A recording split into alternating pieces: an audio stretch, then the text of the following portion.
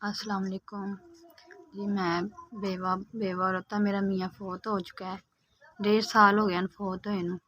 ते मेरे 5 बच्चे ने ते मैं किराए ते रैह्नी हाँ। ते मेरा कमाण वाला कोई नहीं, छोटे छोटे बच्चे ने सारे। बच्चा होण वाला सी, पैदा होण वाला सी जदों मेरा मियाँ फौत होया।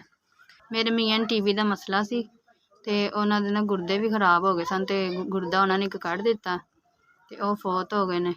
उन्हां नूं फौत होए 1.5 साल हो चुका है। मेरा वड्डा बेटा छालवी लग्गा है, ਉਹ ਸੇਲਮੈਨ ਤੇ ਹੈਗਾ, ਇਹ ਸਿੱਖਦਾ ਪਿਆ ਕੰਮ। 10,000 ਉਹਦੀ ਤਨਖਾਹ ਹੈ। ਤੇ ਉਹ ਦੂਸਰਾ ਬੇਟਾ ਮੇਰਾ ਜਿਹੜਾ ਉਹ ਵੀ ਕੰਮ ਸਿੱਖਦਾ ਪਿਆ, ਉਹ 100 ਰੁਪਇਆ ਲਿਆਂਦਾ। ਬਾਕੀ ਛੋਟੇ ਛੋਟੇ ਬੱਚੇ ਨੇ ਮੇਰੇ।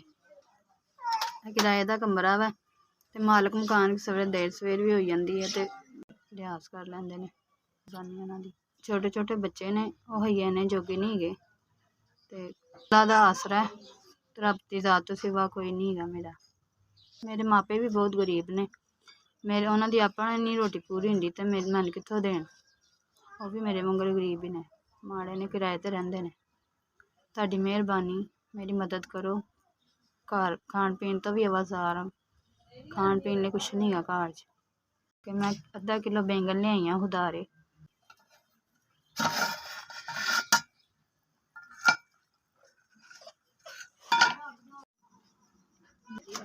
अस्सलाम वालेकुम। खैर करे अल्लाह तुहानू जिंदगी सेहत तंदुरुस्ती देवे। अल्लाह तुहानू शादोआबाद रखे। अल्लाह तुहानू इन्ना रिज़क देवे कि कदी कमी ना आवे। तुसीं मेरे यतीम बच्चों की मदद की। मैं अपने बच्चों का राशन पवावांगी, मेरे बच्चों का महीना सकून ना निकल जाए। बड़ी मेहरबानी, तुसीं मैनू 5,000 रुपया दिता है। मैं राशन पवावांगी, मेरे बच्चे खाणगे। मैं तुहाडे वास्ते बड़ियां दुआवां करांगी। अल्लाह तुहानू जिंदगी तंदुरुस्ती देवे, तरक्कियां देवे, कामयाबियां देवे। इंज ही माड़े बंदियां दी मदद करदे रवो। तुहाडा बहुत बहुत शुक्रिया।